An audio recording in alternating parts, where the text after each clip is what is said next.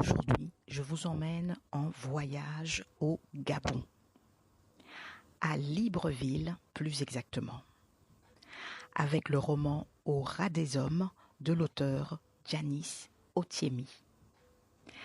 Alors, Janis Otiemi est né à Franceville, au Gabon. Il a 48 ans. Il vit à Libreville et c'est à l'âge de 24 ans qu'il a publié son premier roman. Ensuite, il a publié des polars, certains ont été primés, et après, il a publié des essais, et c'est avec ce roman Au ras des hommes qu'il marque son retour vers le polar.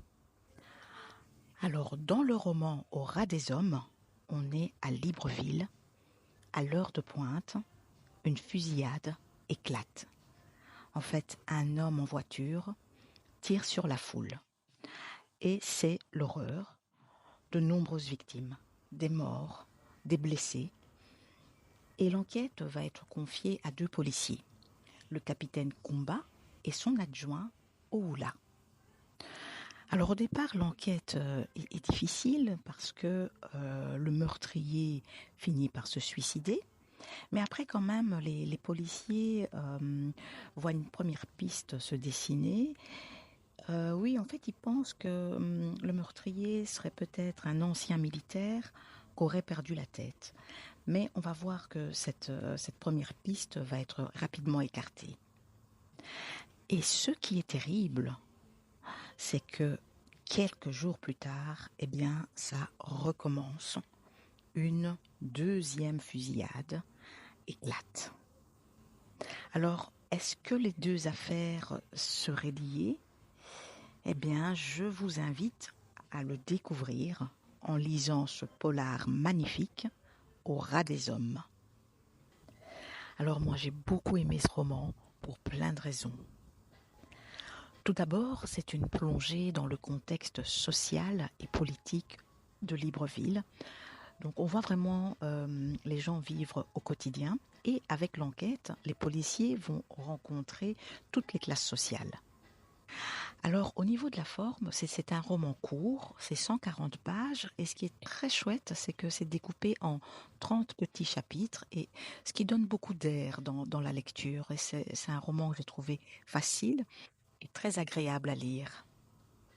Personnellement, je trouve que c'est un roman parfaitement construit, on va de surprise en surprise, c'est rythmé, et ce roman se termine avec une chute tout à fait surprenante. Alors, ce que j'ai adoré dans ce roman, c'est la langue, les expressions, les images. Alors, je vais vous partager quelques expressions ici, mais c'est comme ça dans tout le roman. Tout d'abord, un proverbe. Kumba n'était pas du genre à vendre la boue avant la pluie. Et ici, Bona garda sa bouche pour lui-même, ce qui signifie il garda le silence. Une autre encore, 2 tasses de café bien chicotées, ce qui signifie 2 tasses de café bien chaudes. Et une autre ici qui m'a bien fait rire, car il n'avait pas le slip sur sa bouche, ce qui signifie il disait ce qu'il pensait. Et une dernière, Oula entra en trombe dans le bureau de Kumba sans cococoter à la porte. Et cococoter signifie frapper à la porte.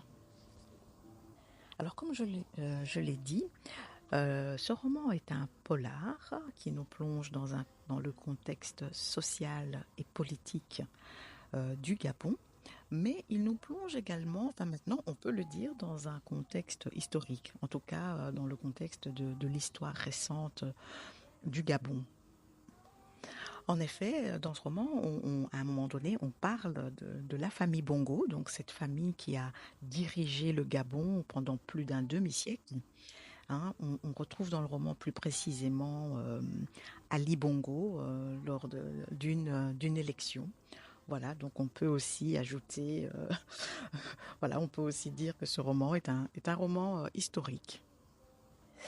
Et pour terminer la présentation de ce roman, justement, je voulais lire un extrait qui regroupe bien toutes les thématiques, hein, tout ce côté social, politique et historique.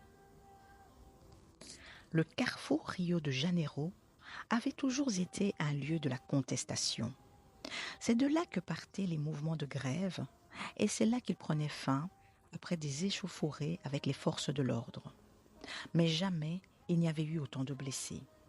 30 ans plus tôt, alors qu'il était encore élève en première année au lycée technique, Kumba avait pris part à la marche qui avait démarré de ce carrefour pour demander la libération des étudiants de l'Université nationale incarcérés à la suite d'une grève pour réclamer leur bourse et de meilleures conditions d'études.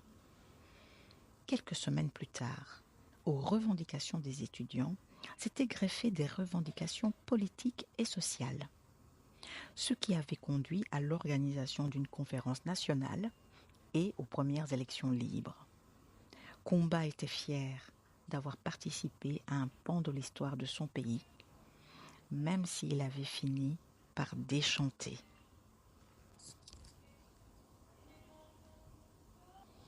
Voilà, encore une fois, lisez ce polar magnifique au ras des hommes.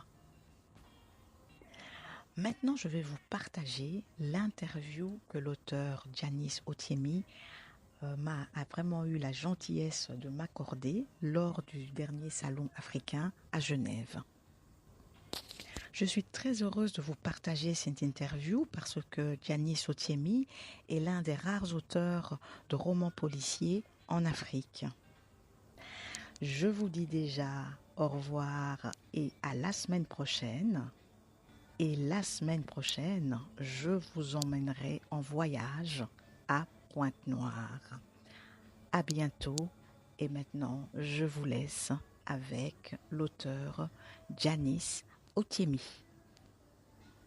Je viens de publier mon dernier livre sous le titre Au ras des hommes. C'est un roman policier.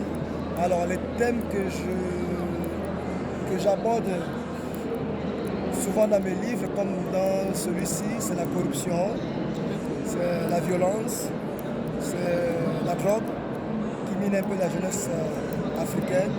Voilà, comment votre roman est perçu au Gabon? Disons que, outre les romans que j'écris aussi des essais qui parfois titillent le pouvoir. De toute façon, il y a un aspect politique dans ce livre pour la simple raison que dans les sociétés dans lesquelles nous vivons, comme l'expression n'est jamais libre, donc lorsqu'on prend la parole par l'écrit, forcément on aborde la politique dans nos romans.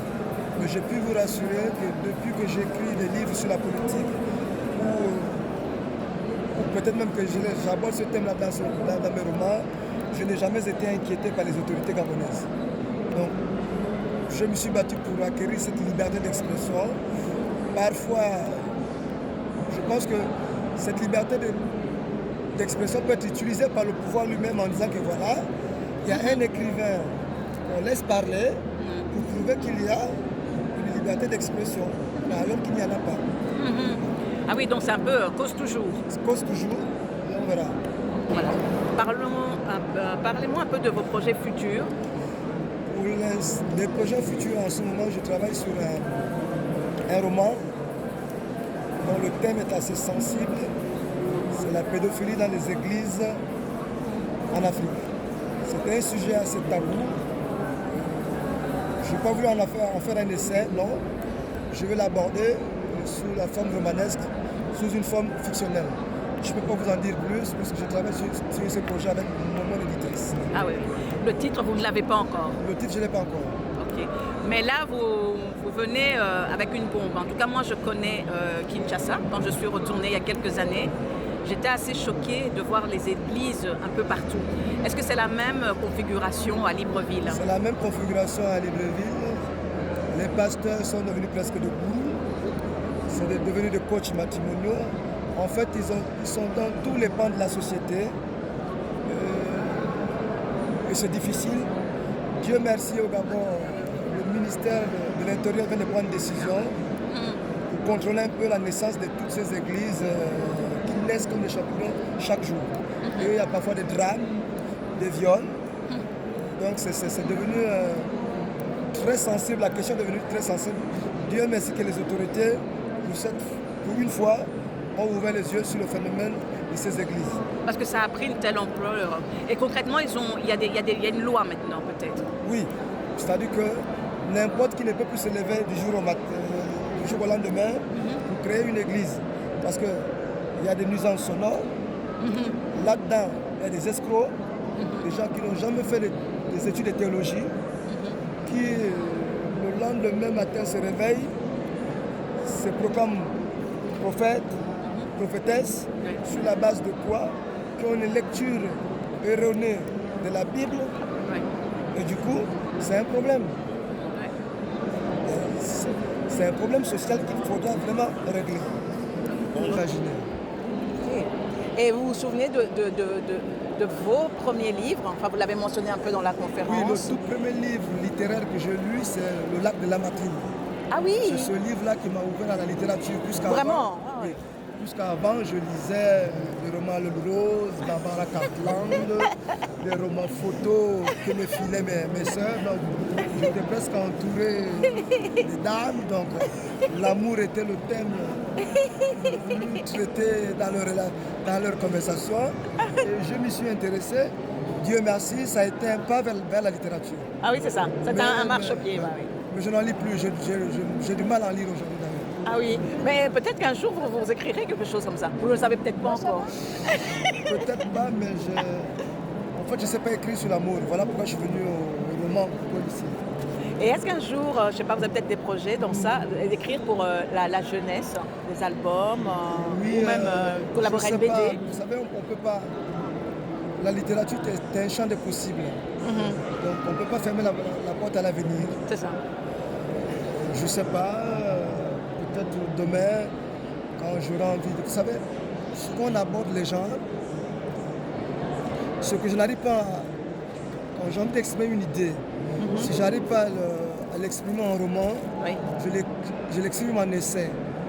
Peut-être demain, n'ayant plus la possibilité d'exprimer ces idées-là par le roman adulte ou par l'essai, peut-être que je vais migrer vers le roman de jeunesse. Vous savez, dans un roman de jeunesse, on fait passer pas mal de messages.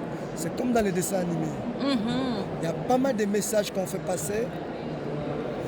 Parfois, moi, quand je regarde des dessins animés, les gens me disent, mais comme un adulte comme toi, tu regardes un dessin animé. Je dis, vous ne pouvez pas imaginer des tas de messages qui passent, qui ne passeraient pas dans un film pour adultes. Tout à fait. Et la littérature jeunesse est très importante. Oui, parce qu'il y a ce double lectorat. Il y a un double lectorat. Oui. Super. En tout cas, un tout grand merci d'avoir accepté cette interview au pied levé entre les signatures. J'espère